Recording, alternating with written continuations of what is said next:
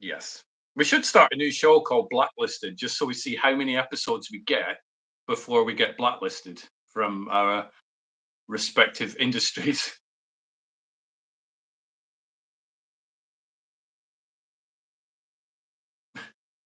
Yeah. I think nowadays you just start talking politics and then the whole thing just collapses. It's a bit like Planet Earth, to be fair, but we're going to try and stay away from politics because I'm sure we're both sick. Apparently, it says that apparently now in Australia, 2 out of 3 white men are too afraid to speak because they're scared of getting cancelled. I can believe that. Yeah, Because I don't. so yeah, I believe that too. It's it's you cannot say this, you cannot say that. Yeah. I think more of it. I think a larger percentage is people aren't quite sure what they can get away with saying, so therefore they don't say anything in case it's the wrong thing. Exactly. It's like I noticed elderly people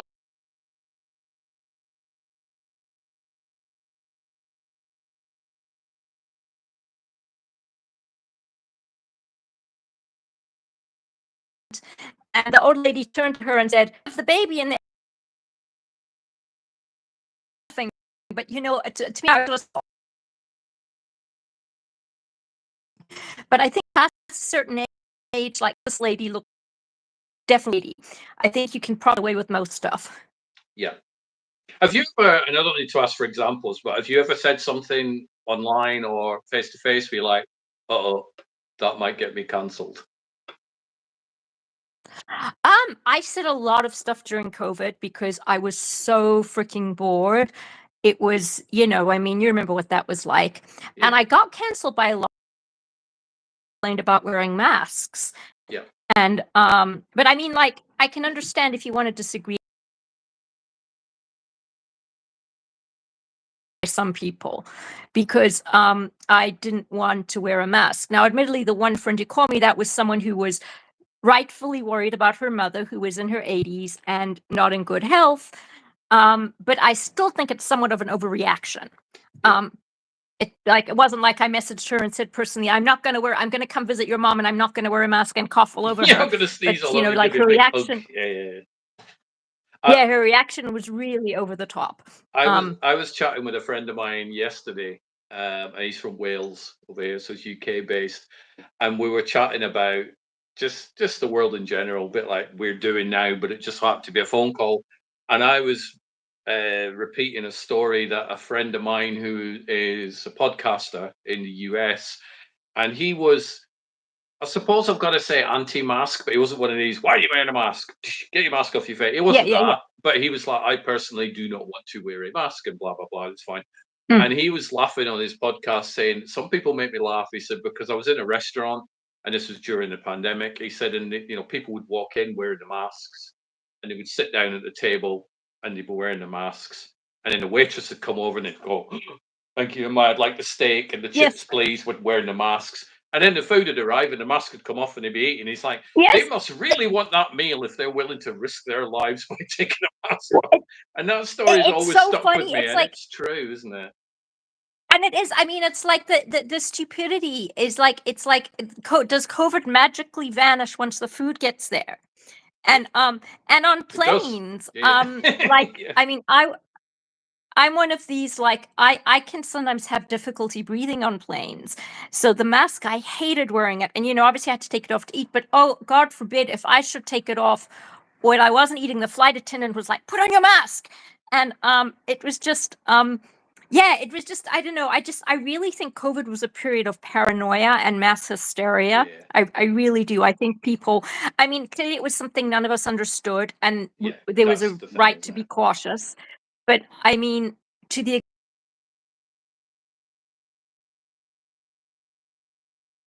people and with no logic, it was it was just a kind of a case of kind of everyone calm down a little. I think the key to it, was that nobody really knew anything about it at the time.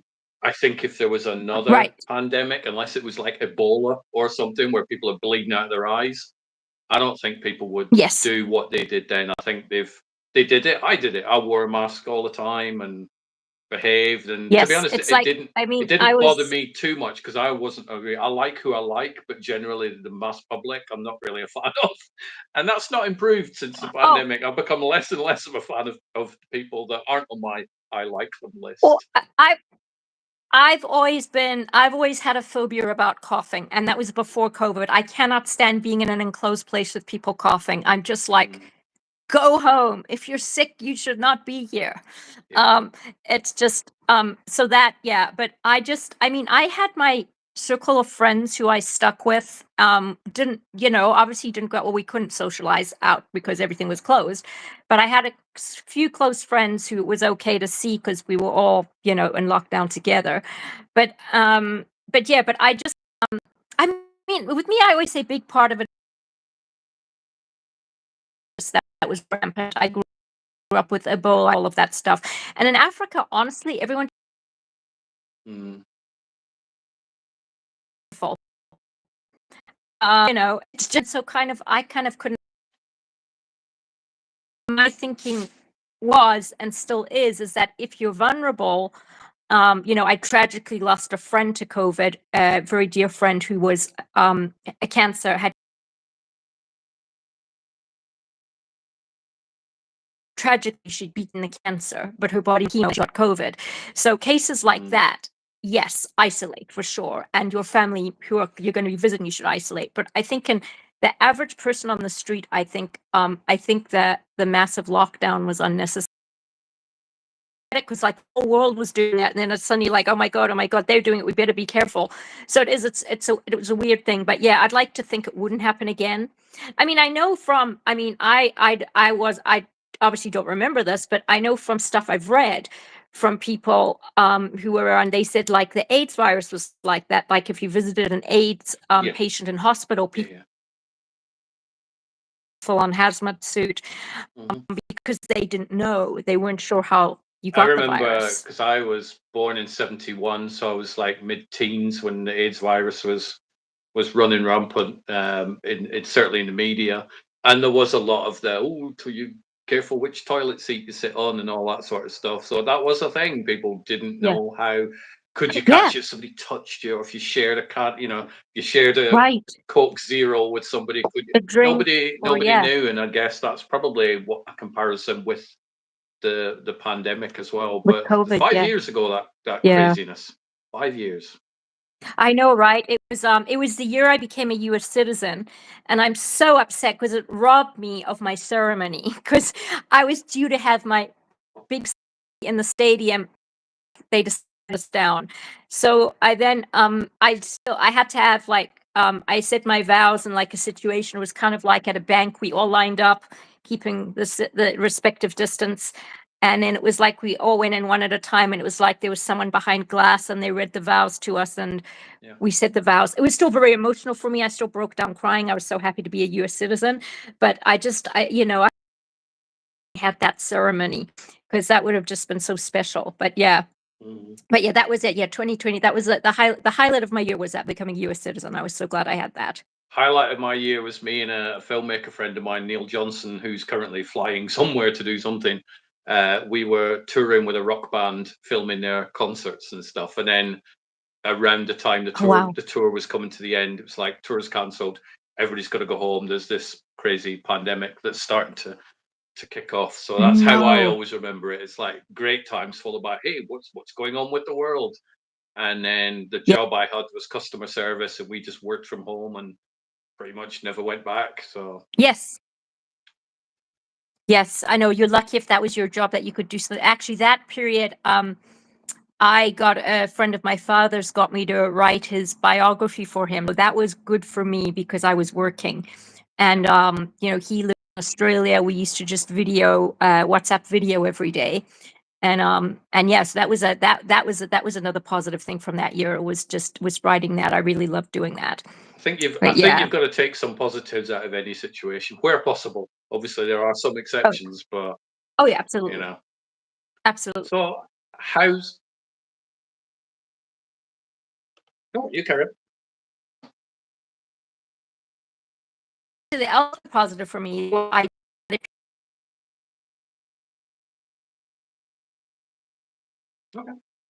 not originally due to be in season, but then he rewrote it during COVID, putting my character back in. Nice. And it was after I'd shot season 2 that I finally gathered a fan club. So that's one thing I'm very grateful to Lockdown for.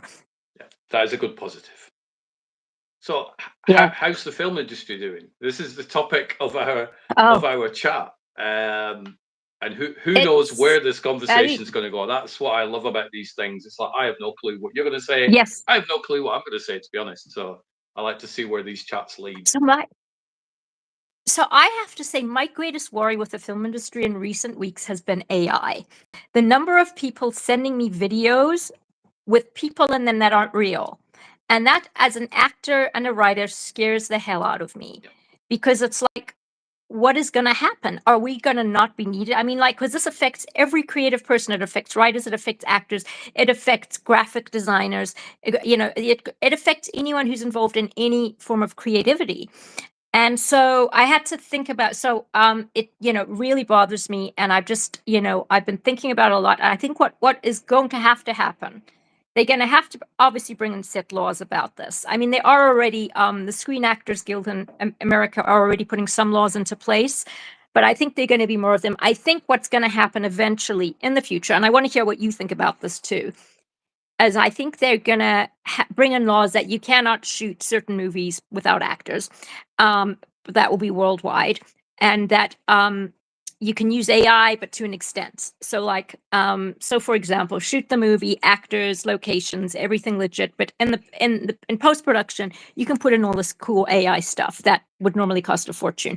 That is where I see it going. I'm thinking that the people who will, I'm thinking I kind of see it as being kind of like what movie piracy is now.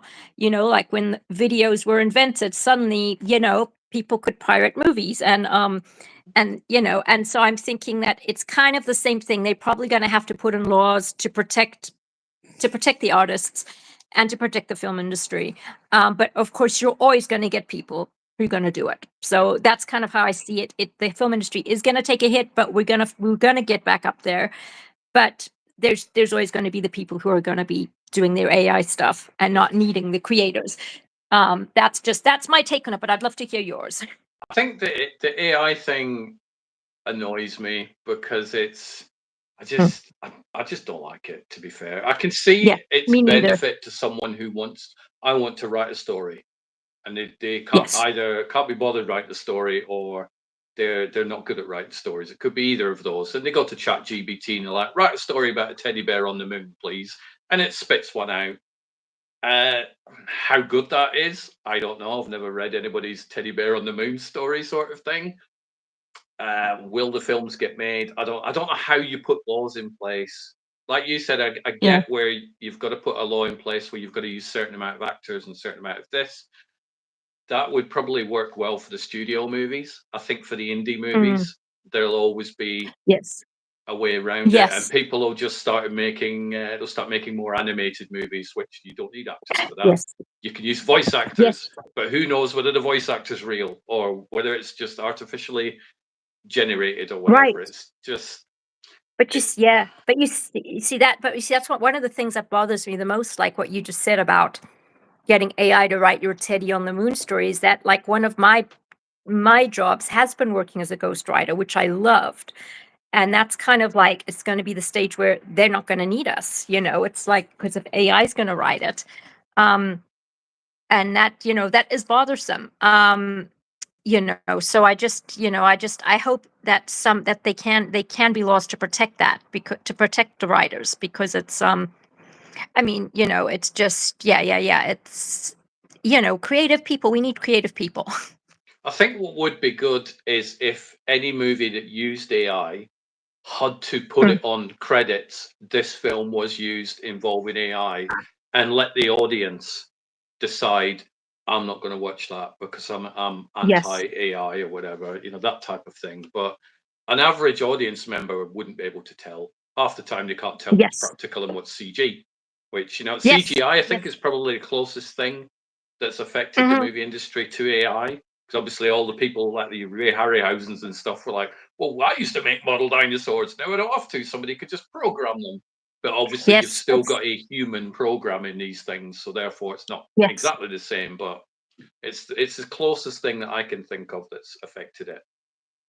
I agree. I mean, we used a CGI in Jodea for like for the external theater shots, like which had Jodea's film name up in lights, and that we used that because we to actually pay a theater to do all that It would have would cost cost a way fortune. more. So yeah, I think I mean, as I said, I think AI can be good, but I think I mean, I think it should just be in moderation. I mean, right now it's still so new and everyone is still so excited. But the thing I don't get are I've had people. This sounds terrible, and I've got to be careful. I hope none of these people listen to this because I don't want to offend them. But I have people who ask AI advice on things. Like I I've got had one of one those. friend who asked advice about a guy she liked. And I'm just so opposed to that because for starters, it's stopping you using your brain. It's just And the person I'm talking about may watch this. So hi to yeah. the person who will be watching this, hopefully, who will know that I'm talking about them. And it's genuinely because I'm concerned about them. But he spoke to me the other day and he said in his life he has two best friends, Uh-huh. me and Yeah. ChatGPT. And that is Oh exactly no. what he said. It's not even paraphrasing. And he has a As family, long so as you're obviously number one. they're included. Apparently, but for how long? I don't know. I can't, It's and that kind of disturbs me. I think ChatGPT and the AI stuff is the next generation of mobile phones, and I'm using a yes. mobile phone to chat to you rather than a PC and And webcam. people are But they're friends with their phone. Do you remember the Joaquin Phoenix film, Her, where he had a yes, relationship with his I mobile was phone? about to say So that far exact thing. fetched. Now it's not far fetched. Now And a lot of it was people that was probably are only doing it. about 10 or 11 years ago. Mm. That's by the way, sorry, my kitty has come on to say hello. He loves attention. Mooksy, say hello. Now, is that a real Say kitty or hello. an AI kitty? That's No, what I he need is to a know. very much a real kitty. He's a Aren't you, real Mooksy? he's a real If you don't kitty. believe him, you can come here and he can leave scratch marks to prove it. Yeah. I think my cat No, might not like that, so yeah, no, yeah, it's just exactly. I've been thinking of that film so much lately because it is so true in how the guy has this relationship, and then I overheard someone else on a podcast saying how they were feeling depressed the other day, and so they were just lying in their bathtub and they put the AI on to say consoling things to them, like, "Oh, you're an amazing person," just like it's kind of so pathetic. But the fact this is becoming, I mean, yeah, probably you're going to have people dating robots. I mean, it's just probably. And the it's thing just is, it's really, like I could kind of see why people will end up dating robots because it's like, yeah. and this is where I run into the risk of getting blacklisted. But since the pandemic, I think that a large majority of people have just turned into dicks, more so. Oh, They're yeah. just and obviously it's a sweeping generalization, so not everybody watching this thinks I'm not talking about everybody that's watching this at some point Yes. or in the future. But there are a lot of just the intellect is Oh, dropping. absolutely. Well, There's a us new they. trend on Facebook, which I don't know if Oh you've yeah. seen. I have a lot of people on my Facebook because I talk about movies and do share these sort of Mm. conversations and stuff. So, but there's a lot of people are using AI to generate a picture of, for example, Morgan Freeman. Let's just use the wonderful Morgan Freeman as Yes. an example, holding a birthday cake, 98 years old, right? 98 Mhm. years old. And the caption will be, wishing Morgan Freeman a very happy 98th birthday. Now, let's say, for example, it ain't Morgan Freeman's birthday today. He was born in like November or something. I can't remember what year, what month he Yeah. was born, but it's important that it ain't his birthday this month. Hundreds of comments. Happy birthday, happy birthday, happy birthday, happy Mm. birthday, Morgan. Nobody's looking stuff up. Yes, Nobody's it's so checking to say, oh, is true. it Morgan Freeman's birthday? I'm It's such a big fan of unbelievable. his. They don't check. But you know what? That was true. Like even before AI, people would look at a headline. People would look at a social media, Yeah. the first line of a social media post, and they'd start spouting it as fact. And I'm actually someone, if it's an issue I'm passionate about, I will question them. And then it turns out, I just saw one was a person who I know of in the film industry who had a rape accusation, and I know from various other people that who don't believe it was true. And and someone said the other night he's a creep, and I laid into them. I said, well, how do I said, how do you know that? And it turns out all they'd read was the headline. They hadn't read any of the facts. They hadn't read, and it's kind of like, it's so, so many people just it is that they're going to take this as fact. And the thing which scares me when you mention Morgan Freeman, and they have to be, again, they have to bring in laws at some point, is that you'll be able to make footage of people saying things that they didn't say. You already can do that. And you can say, oh, such and such a celebrity did this. Oh, we've got the camera footage of it. It's that's scary. Now, again, there has to be a law for that, because that's pretty much, you could get someone guilty of something which they never did in the first place. Now, I've seen jokes like that with various politicians saying things they didn't say, which all by AI. And yes, very funny. We all know it's a joke. We all know it's not real. But what's the next step? Could you, do something that could really harm someone's reputation? Easily. Yeah. Yeah. Easily. And it's like, let's make up a celebrity, Dave Smith. Yeah. So I was watching TikTok earlier on, and Dave Smith, he punches kittens. I saw a video. He punched a kitten. Somebody then listens to this conversation and go, "My God, this Dave Smith. I know Dave Smith. I used to like him. He punches kittens."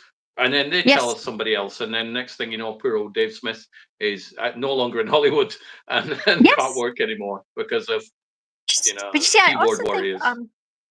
I also think, Stuart, a big part of this, so this is now sort of cancel culture coming back into it.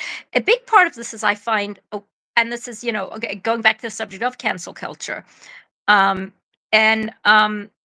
that the countries guilty of cancel culture are mostly first world Western countries, like you guys in the UK, Australia, America. And the reason is they don't have any problems. They don't have problems like people in the third world do. And so it's almost like they have to invent problems. It's almost like the example you just gave. I have to find something to be angry at. Dave Smith punches kittens. Oh, that gives me a purpose in life. I'm a social justice warrior. And it's almost like, and that's why they, as we talked about earlier, inventing all these rules. You can't say this. You can't say this. Like in my home country, Zimbabwe, people are just trying to live and just trying to get enough to eat. And they really don't care about things like this. And like, and I'm sure it's the case for any third world country, or any country at war, or any country that has serious issues. But it's all of us who are, and don't get me wrong, I love I love America, I love Australia, I love the UK. But we've got to, at some point, like, just say, okay, we're lucky, and let's use this to actually do good for others, instead of these things like changing names because they're offensive. Really, it's not going to really, how is that really helping anything or anyone? It's so, I don't know. I really think that that's what a big part of cancel culture is about. I also think, and I said that people got worse after the pandemic. That's just as close as I can see when that may have started. But it's, people don't, and by again, it's general sweeping. They don't seem to know how to not give a shit. Yes. So it's like, and we're I am circling around the movie business with stuff like this. So there's a new Superman movie coming out. And Warner Brothers will put a posting out, go only 3 weeks or whatever till the movie's out. And you'll see comments in there going, "Can't wait to not watch this film, and can't wait to see it flop, and I'm not interested." Why are you commenting? Just don't give a shit. Just go, not for me, and move on. The social justice keyboard warriors, that's what they are. It's like you're so right. And COVID was responsible for a lot of it, because a lot of it is, and again, going back AI and going back to how people communicate now, this is unfortunately the future. Like, if you had a problem with someone long ago, by long ago, I mean 30 years ago, you told them to their face or over the phone. At the very most cowardly, you'd write them a letter. But now it's like people can just, click a delete button and a 20-year friendship is down the toilet. It's just, or you can, and there is a level of courage that, we're all guilty of when you sit at the keyboard. And you will say things to someone that you would never say to their face. Yeah. I mean, I'm guilty as I signed up for something a few months back, and then I no longer needed it, so I canceled my subscription. And today I saw, without my permission, they'd signed me up to it again and charged my credit card. So I just sent them probably one of the rudest emails I've ever sent. I mean, it wasn't like personal or anything, but I just said, this is illegal, and you are to reimburse my money immediately in capitals. And would I've said that over the phone? I probably would have been firm. I may not have been so angry. I mean, I didn't do anything despicable. Like, I know you've told me you've had experiences of people who've said terrible things like "hope you die" and stuff. But that was during my paid job as well. Not even on social media. That was like a customer. I hope your family catches cancer. I'm like, wow. Firstly, don't really have an immediate family, but thanks for that. But yeah, it's just it's like, so there is a level of that, bravado that we have, and and stuff which which would never. And the weird thing I find is that I find people who've canceled me or deleted me on Facebook, then and I'm not the only one who's had this experience, will then think it's okay to come and say hello to me. And I'm kind of like, no, it doesn't work that. It's kind of like it's you can't suddenly be all wishy-washy and oh hi and then like cancel. I had an old school friend who did that to me for something I posted once, and it was the most minor of things which she chose to interpret as insulting, and she deleted me. And I didn't realize this until I saw her comment on one of my mom's posts, and I saw next to her name it said add as friend, and I was like, that must be a mistake. So I messaged her privately and she told me what it was. And so I literally said, come on, this is not what I meant at all. You misunderstood me. And instead of apologizing, she said, I can't talk about this with you. And then just ended the conversation. And I think that's a big part of, this whole computer communication thing. And it's as it's only going to get worse with AI. See, I like to think that, and again, who knows what we're going to say in this whole conversation. I like to think that if we disagreed on a topic within our conversation, neither of us is going to go, right, I'm ending the broadcast, I'm deleting you, I'm blocking you. I have loads of friends who I massively disagree with on stuff, and we get into it, and then at the end of it, you go, okay, that's fine. You think your way, I think my way. It's all good. I want to watch the new Superman. I keep fighting with trolls online, though. I'm not as bad as I used to be. But sometimes I'll just see them on a Facebook thing, or for example, the Superman thing, or I can't wait to see this film flop. I'm like, why would you want to see a film flop? Why? I'll never understand that. Never understand that. If you don't want to watch it, just skip it. There's plenty of other films. Go watch something else. Go watch the Christopher Reeve Superman, which I love. Oh yeah, Christopher Reeve was one in a million. By the way, did you see that documentary on him? I didn't see that. Oh, I've heard it was brilliant. It's not one of those you go, it's really good, you should watch it, because it's obviously heartbreaking and stuff, but it is definitely. I mean, I was hesitant to see it at the theaters because I cried during the trailer, and I thought I have to be in the right frame of mind to see that. Yeah, it looks brilliant, and he was a wonderful, inspiring man. But yeah, it's very, I mean, it's true. It's like the these people who just are online, doing this stuff. It's so, it's kind of, you wonder how many of them actually do have real friends, because also this whole thing with cancel culture is if you cancel, it's like it's like, oh, I don't like you because you didn't like the movie I like, and then so you're left with, just say you have 5 friends and you delete the first one because of that, and the fourth friend doesn't like hamburgers and you like hamburgers, so you cancel them, and the third friend, and that's how you're gonna go. And I've seen this happen with people who've like canceled people who aren't on the same page as them politically, and it usually ends up they're then fighting with each other. And it's kind of like, you're never going to find anyone who agrees with you on everything, because otherwise the world would be so freaking boring. It would be dull. It would just be, and it's actually, and my parents always taught me that if someone disagrees with you, be it politics, be it religion, be it whatever, you say to them, "That's interesting. Why do you think that?" And get Yeah. their opinion, and then you give your opinion. But nowadays it is just a case of, and again, it's easiest to do online. You just shut down both words and then delete and block them. Yeah. And it's just it's like a whole breakdown in communication, and it's very sad. I think one of the things wrong with the movie industry is these so-called film fans online now. They're Are the just so-called what?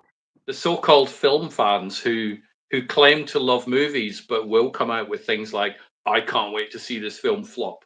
If Superman Yes, isn't Henry Cavill, it isn't Superman." You're like, give me a break. Christopher Reeve was Superman, and George Reeves was Superman before him, and Brandon Routh had a I go, know. and Dean Cain had a go on TV, and I like them all. I'm a Zack I mean, Snyder that's fan, that's but the I'm not thing a with crazy Zack Snyder person. But I am a Snyder fan, and I'm also a James Gunn fan because I like Guardians. And I'm looking forward to what he does. But apparently, but that's not acceptable. that's with all these Marvel and DC movies, they do that all the time. They change the characters. I mean, they Yeah, change the actors. It's like it's a common thing, and you're quite at right to like one actor and not like another. I, for example, loved Margot Robbie as Harley Quinn. I didn't see Lady Gaga as her. I'm curious to see the film, but I believe she wasn't as good. But I would still want to see it because I love Lady Gaga as an yeah. artist. But it's just kind of like yeah, it's really silly that I'm as guilty as the next person in that I just think the best James Bond ever was Sean Connery, and nobody comes close. It's But just was he the best? I mean, you phrased it right. So you think the best James Bond was? yes. Yeah, I do My think he was the my best. favorite James Bond was Roger Moore. Oh, really? Yeah. Because he's the one I grew up with. So I first saw him in Spy Who Loved Me, I think, on the big screen, and then Oh, through then. wow. But I like all the other Bonds. I've met George Lazenby, he's a super nice chap, and that is good. So Wow. he's the favorite Bond I've met. Mm, mm.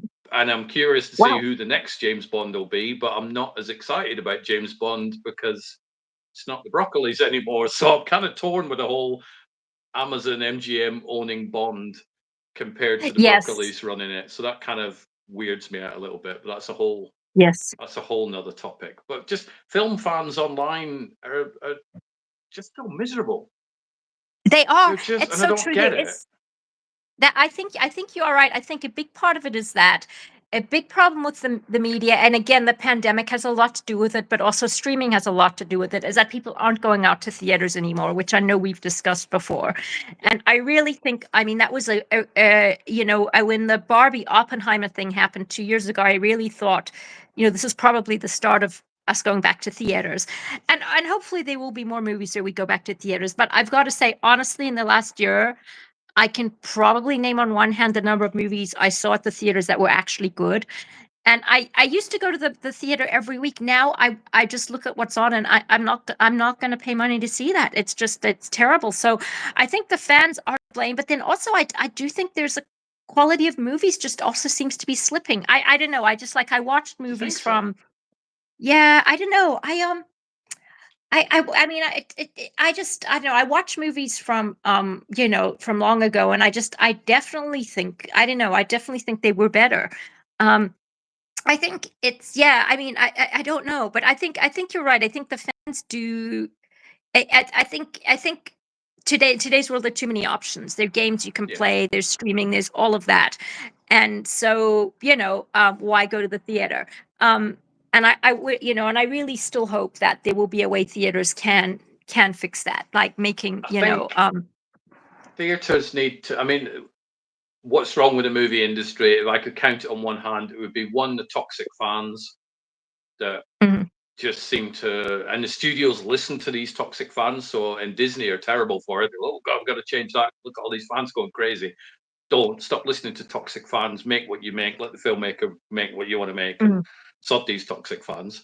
They will watch it anyway, just so they can bitch and moan about it on their podcast, blogs, and TikTok channels. The studios are also to blame, and Yes, I can't remember what the third one was, but yeah, too many options. I'm yes, I going to think the that, yeah. we're going to the movies tomorrow to watch F1, the new Okay. Joseph Kosinski film, because I'm a big fan of Top Gun Maverick. I liked Oblivion. and Yes. it looks good. So we're going tomorrow. I was originally going to go watch Ballerina, which I haven't managed to go watch yet. Oh, which one's that? I haven't heard of that. That is the spin-off from John Wick. So it's one of the I John Wick couldn't stand movies. that film. That was a boy film. Oh, so good. I slept through that. So Ballerina, it's not on at the cinema anymore. The cinema near me. Okay. Gone. Only been out less than a month. Gone. Mhm. Mission Impossible, Final Reckoning. Really want to watch that. Again, I've been busy for the past couple of weeks. It ain't on at the cinema. Yeah, you see, it's just it's. I mean, I know I mentioned this. I think I mentioned this the last time we talked on the subject, but I really think that theaters need to go back to the way it was before, when like something wasn't available on video till close to a year after it was released on the big screen. I think we need to go back to that, and people need to stop being so greedy, because if you want to see, like, just say, the new Barbie movie, but you find out it's not going to be available online for a year, and all your friends are seeing it and saying it's great, you're not going to want to wait, so you're going to go to the theaters. So now again, they're always going to be the pirate sites, but the majority of people, I believe, will go to the theater rather than so that's what I think they're going to have to start doing again, because with it's the only solution to saving movies. And I hope they do that again, because I love going to the movies. I loved having Tuesday night, which is cheap movie night here. I loved it was the thing to do. And I used to see a movie every single week. There was always something I wanted to see. But just now, it's just now there just hasn't been anything on I've wanted to see. Well, at the minute, I want to watch Ballerina. I want to watch 28 Years Later. I want to watch F1. I said Mission Impossible, so we're up to 4. Lilo and Stitch, I'm quite curious about, because I've seen the trailer. That looks fun. That's 5 movies that were out in the past month that I want to watch. Previous to that, not so many movies out that I was interested in, but I never run out of films. But I think people are too greedy in that they don't want to pay to go to the movies. You always hear the argument, "Oh, movies are too expensive to go watch." There's kind of cheap days, and you go in the afternoon instead. So you can always find a cheaper way and a more economic way to watch them. They say, "Oh, the concessions, the drinks and stuff are too expensive." Don't buy them then. If you can't go 2 hours without a drink, give me a break. Something wrong with you. Exactly. Or do what I used to do, is smuggle it in your purse. Yeah. I will smuggle it in my purse tomorrow, I think. Yes, it's just it's like, because the movie prices were ridiculous for but it's just, I think, so I agree. I think the studios are to blame, and they need to actually, like, just have this deal with the streaming platforms, like, okay, great, but you know what? It's not going to be on Amazon for a year, or at least 9 months. There has to be a decent period of time where the impatient, because now the problem with people today, especially with the Gen Zs, is it's now. I want it now. I want it now. I want it now. So that's a perfect way to get people into the theaters. If it's not available online, they're going to want to see it now. So so I think I definitely think that's where the studios and the production companies can help themselves. So the only movie I want to see coming up, which I'll share with you, which I don't know if the trailer is even out there yet. I don't. It's not out here. I think it's due in July, but it's called "Don't Let's Go to the Dogs Tonight," and it's by one of my favorite authors, who's a fellow Zimbabwean, and it's about her childhood in Zimbabwe. I've read the book, was brilliant. And the movie looks pretty good too. It stars Embeth Davids, who also directs it. And so I have a personal reason for wanting to see that, because that's about my home country, and I love the book. So that's the only movie I can honestly say that's on my list of movies that I want to see coming up. Okay. So I've got quite a few coming up. There's a few Stephen King ones coming out this year. The Running Man, based on the book, not the Schwarzenegger movie. There's The Long Walk. There's the 5 I've just mentioned. The new Jurassic Park one, and they're always fun to watch on the big screen. Jurassic Park. Yeah, Jurassic Parks are always good. Yep. I mean, so it's I like the last Jurassic Park. I don't go to the cinema as much because I have this knack. Every time I go, there's always an idiot in the audience. They're always sitting there on their Oh, they phones or chatting, and as a drives me. kid, Yeah. it wouldn't have bothered me because I used to go to the cinema as a kid and people were smoking and stuff. That's what they did in cinemas. And it didn't bother me. But nowadays, if someone's even on their phone, it's like I'm laser pointed into it. It just drives me insane. And I want Oh, to it drives me throttle them. crazy too. It's like it's so disrespectful. And there was a chain of theaters here that sadly closed after lockdown, the ArcLight, Yeah. and they were brilliant. They would not let anyone in if the movie had been going 10 minutes. You too bad. You had to come back, or you had to, they'd reimburse your money and go to another screening. Yeah. They only ever showed 3 trailers before each movie, not tons of Mm. commercial. Like And half then an hour before worth of adverts. and then before each movie, a person who worked at the theater would come and stand in front of you all, greet you all, make eye contact, which I think is so much more effective than a recording, and Yeah. say, please switch off your phones. Yeah. Please be respectful. If you need anything, one of us is here. And those theaters never had a problem with ArcLight. Well, there was one time there was a problem when my husband got into a fight with the woman next to him because she'd been using her phone for the entire movie, and eventually someone at the back came and said, "Excuse me, look, the light is bothering us," and she ignored him. And that was when my husband turned to her and Wow. said, "Turn off your effing phone." And she Well said, done. "I'm Yeah. going to report you." So she went Good. and tried reporting him, but obviously the people at the theater were like, "No, you're not supposed to be using your phone." Yeah. So it didn't work out well for her, but that was the only time there was ever an incident. And sadly, that theater chain closed after lockdown. I was so Yeah. devastated. They were such good theaters. They had they really looked after you well. And unfortunately, a lot of the other theatre chains, they don't have that in place. There's They an advert don't. on I mean, TV going, please switch your phone off. People just ignore it. I think, like I no, said at they the do. It's beginning like, of this, a lot of people have just turned into morons, and and also they've like, got yeah, I main mean, they've got main character syndrome where they're like, I've paid for my cinema ticket, therefore I can do whatever I wish, and they don't really give a monkey's whether they're upsetting anybody else or not. exactly. And also like, well, one of the main theater chains now that I go to, it's like, honestly, they show, I kid you not, show so many commercials before that by the Mm. time your movie starts, you've forgotten what movie you've come to see. It's like, Yeah, what did we exactly. come to see again? What am I watching? Yeah. Yep. So I think the movie industry, a lot of people say, "Oh, our cinema's dying," and blah. I don't think they are. I think cinemas need to adapt. They need Yes, we need to, to reinvent ourselves. We need to do something because people still do like coming to theater. I mean, I saw that when Barbie came out. When we went to see Barbie, the theater was packed and people were all dressed in pink, yeah, and it definitely was. So people do love going to the theater. It's just the theaters have to have something in place to get around these lazy people who just want to, who don't want to go out, who don't want to spend the money. That's what they've got to do, and it comes down to the production companies. They have to have a deal in yeah. place. It needs to be extended to at least 6 months before a film hits VOD.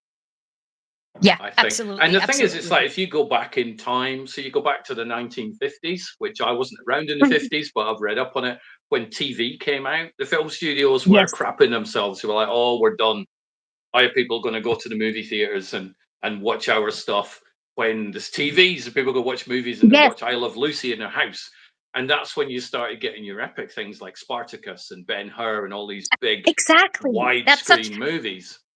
And then you go That's back, such you a go good to the point. late 70s. VHS came out and Betamax, obviously, Betamax and VHS, and the film studios went, "Oh crap! Oh no, we're done. Cinemas are, oh, we can't cope because people are just going to rent films." And but then they And capitalized. Same with that DVD and was, Blu-ray and stuff like that. yeah, exactly. And also that with the VHSs came the pirating issue.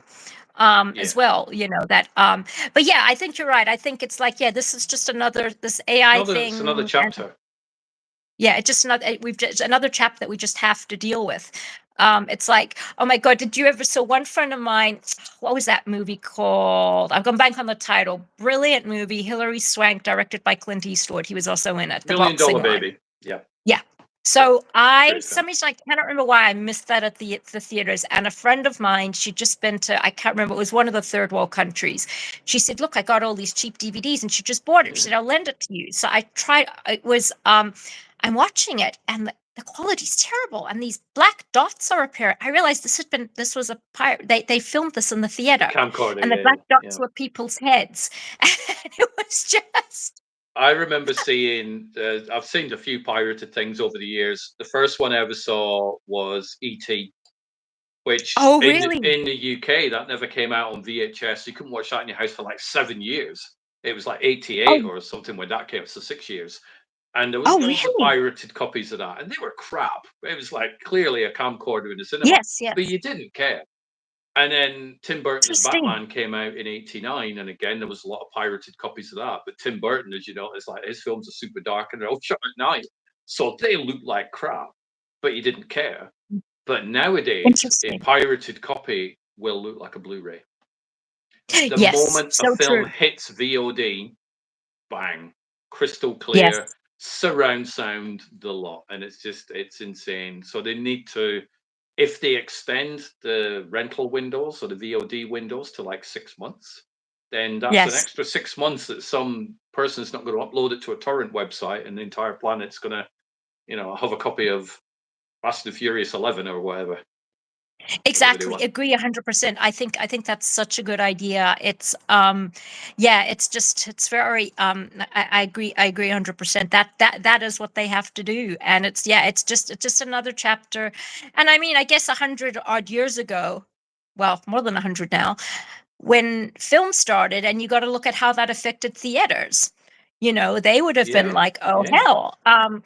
And you had actresses like Vivian Lee, who always, she always was very derogatory about film. She said she was a theater actress, and she ended up, obviously doing film, but theater was her first love, and she saw theater and theater actors and actresses in a much higher category than film actors. So there was that. But look, theaters have survived. I mean, Broadway's still going strong, and London theater, I'm sure I haven't yeah. The seen West anything in End is London in a still while, going. but Yeah, so it's like, it's kind of the same thing. I mean, I'm sure that all those actors and actresses in that business would have been, I mean, I can see why they would have been very derogatory about film, especially as the early films people didn't talk. Would have been like, yeah. "That's not acting. They just chose her because she's pretty," you know. So again, it's like the theater world has managed to survive. And Oh yeah, no. I mean, I haven't seen anything at theater for a while. Well, that was well, not since pre-pandemic, but they're always that I've seen so many good shows, and I do love going. I think the movie business. I mean, people always cinema dying. I think cinema's in trouble. Yep. And your cat's there. He's chipping in. I He don't think the wants to. movie. I don't think the movie business is in trouble. I think the movie business will carry on just as it does through every change in technology or anything. But there will be collateral damage, whether it's the extras who would show up for a couple Exactly. of days, but now they've been cut and pasted from something else because it's in their contract that, we can use you for these other movies. There will be collateral damage. There will probably be less cinemas I mean, I because think so. I mean, yeah. I think I the mean, to me, only yeah. Sorry. the only thing that people seem to watch nowadays are franchise movies and IP, Yes. based on a book or Yes. whatever. And Exactly. I It keep just. having this argument with people online where something will come out and it'll make a bunch of money, and people, oh God, Hollywood's all out of ideas. Don't people make any original ideas anymore? Blah blah blah blah. Yes, they do, but nobody watches them. I do, and you Yes. do. But Yes. you look at the box office top 10, or for any year, it's more sequels and remakes. And I don't mind sequels and Yes. remakes. I'm not against them. If I want to watch them, I'll watch them. If I don't, make lots of money for somebody else to pay the carpenters and the grips and the riggers and all that sort of stuff. It's great. Happy for them. But to say there's not enough original films out there is insane, because there's Right. more than Right. ever, It just. but people don't I mean, watch so them. I have to say, yeah, I have to put in here my 2 cents worth where I personally can take advantage of AI, is that with indie movies where you have a big crowd scene, that's something where AI could be wonderful, because at the end of the day, nobody really, extras get bored. Extras, people who are extras in movies don't get the full thing of it. At least all the people who've been extras in my movies don't understand. They say to me, like, you mean I have to be there all day? It's like, yes. Yeah. So that's like 100 people that you don't have to feed, that you don't have to deal with whining. It's like, obviously, you'll have a few people that are legit, the people who are going to be the odd who with lines, but the rest you can fill in. And I see that as very advantageous and saving a huge amount of budget. And then the other thing where, as an actress, where I think AI can be wonderful is that I can still be playing a 17-year-old when I'm in my 70s. So from that perspective, I think AI is wonderful. But as long as it's me, not I mean, like they talking now about consent, about actors giving consent to the AI image, and that's something I think I would really hesitate about, because I don't know how it'd be used. It's kind of it is a real thing now. But yes, so those are my 2 cents worth of what I think of are the advantages personally for me for AI. But you'd mentioned it's okay for the in theory, to say, well, I don't need 100 extras. I could just use AI. Yeah. What if somebody's like, well, I don't need Chloe in here because I could just use AI? Well, good point, but it's different. I mean, I do think it's different with actors, though. I mean, like, I would never do that to an actor, to a speaking role. I would never put an AI person in. But extras, it's just, I mean, people who do extra work for a living will find something else to do. They just somewhere extras it's not like a job that. Canceling you. No.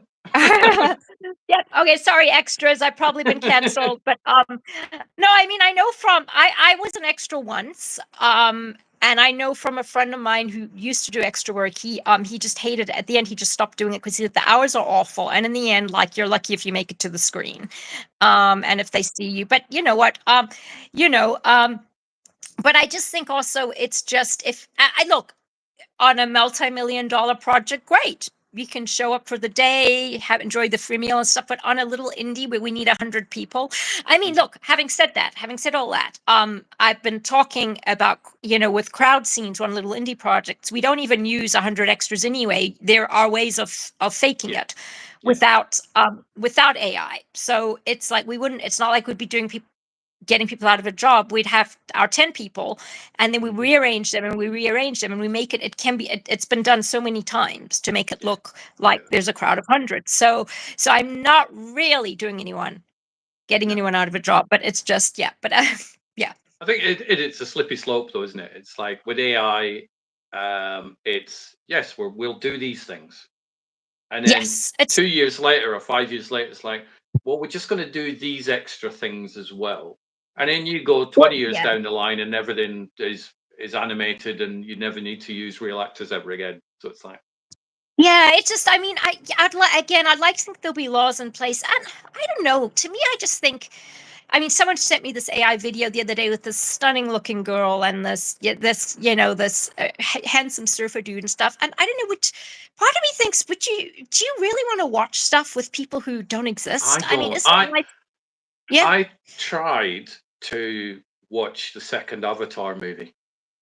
Oh yeah, and I've tried. I only saw the first one. I saw the first one. I thought the first one was fine. I liked it. I'm not like, wow, that was amazing, but I'm like, yeah, it's good. Okay. But I really like James Cameron. I've seen all his movies. I think he's great, talented guy. He's brilliant. I can't get through the second one. I'm kind of done because it just doesn't. The capture. I don't know they use real people and they put the dots and all that sort of stuff on it, but I'm just watching a fake movie. Part of the reason I love watching the Mission Impossible movies is because, like, that's Tom Cruise, like, clinging to a plane or jumping off a cliff or whatever. Yes. And it's like, yes. I mean, I don't know. It's like me I mean, look, I always say, I don't know if you asked me this when you first interviewed me, but the answer whenever people say to me, when did you want to be an actress? And I said, once I was old enough to work out that the people in the films I was watching weren't real. They were doing that as a job. And there's something to be said when you watch something and you watch their performance and you're like, oh my God, who is that girl? She's phenomenal.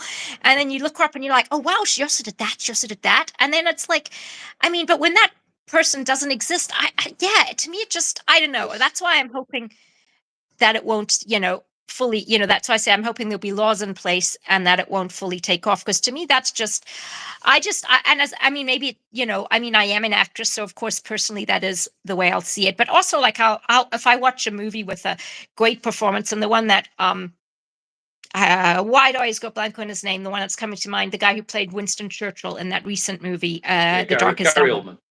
Gary Oldman. He was so Yeah. phenomenal in that. But I loved reading about that and how he prepared for the role and stuff. Like, to me, that stuff is interesting and important. And it's like, if he wasn't real, if he was just a computer generated, Mooksy, sweetie, this isn't about you. He thinks he's everything's about him. Yeah. But yeah, if it was just like a computer generated figure, like, it just takes all the curiosity out of it. Yeah, it does. It's I don't To know. me, some of the best films can involve two people having a conversation with each other, and if Yes, that's done absolutely. right, I'm like, wow, I'm Yes. engrossed.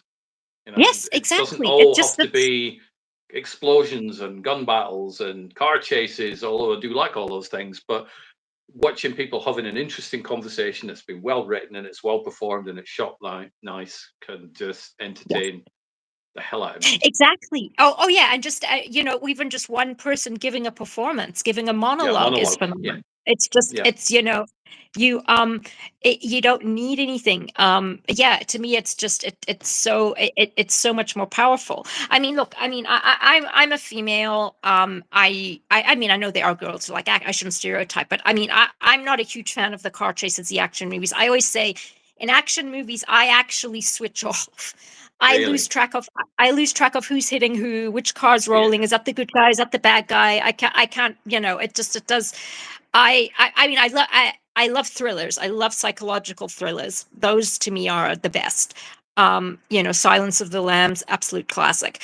And what was the other? Oh, Rosemary's Baby. I rewatched that the other night. Hmm. Brilliant. Although that's some, you could say that was a horror, but yeah. But yeah, just there's something to me with action movies. The storyline has to be so good and the dialogue has Yeah. to be so good for me to take interest. Like, I could not again, people are going to cancel me. I could not stand the Mad Max movie, the one that came out in 2015. To me, I just thought, Oh, it's an amazing movie. I was a glorified car chase. It's not a Exactly, movie. but it was amazing. The soundtrack by Tom Hulkenberg was like, wow, I Oh, love I that just music. like, It's visually stunning. There was no real storyline to it. Just like drive that way. exactly. Oh crap! Now we need to drive that way. I was good for that, but I wouldn't watch Oh yeah. every film that. Yes. I wouldn't like, right, Yes. make 10 more of these, please. I'm good for that Yes. one. It's Yes. just, it's a bit like food. You gotta like Yeah. the meal of Mad Max Fury Road, but now I want a different meal. I want like The Exorcist because that's a different sort of meal. And then I want, something else. Now, did I just changing the subject slightly? Did I tell you that Introducing Jodea made a brief appearance in the latest Exorcist movie? you did. That's gonna be That's pretty right. cool, isn't it? Did you see? I don't know if, I mean, you kind of blink and you miss me, but you do get a shot of me. Yep, I'm in. Of course, I'm in the scene in the mental asylum, which is very appropriate. But yeah, Yeah, my but my it's list of films that I have not yet caught up on is because I can never catch up. Nobody can. yes, Which it's yeah, which no, takes it's me back to when people are like, I don't want to watch Superman. Don't. It's not. yeah, exactly. It's just it's so yeah. And then James you Gunn get is people who not like, haven't, oh please watch my film, Dave 5 and then from London, please. I don't care. you get people who then start being really nasty and making their own little AI mock videos of it. You Yeah. kind of think of the people who have the time to do that rather than just go and watch a movie that you want to see and just Yeah. forget the one you don't want to see. It's yeah, it's so, anyways, I'm so sorry. I have to run. I so love chatting to you. And but please, let's do this again. Okay. Yeah.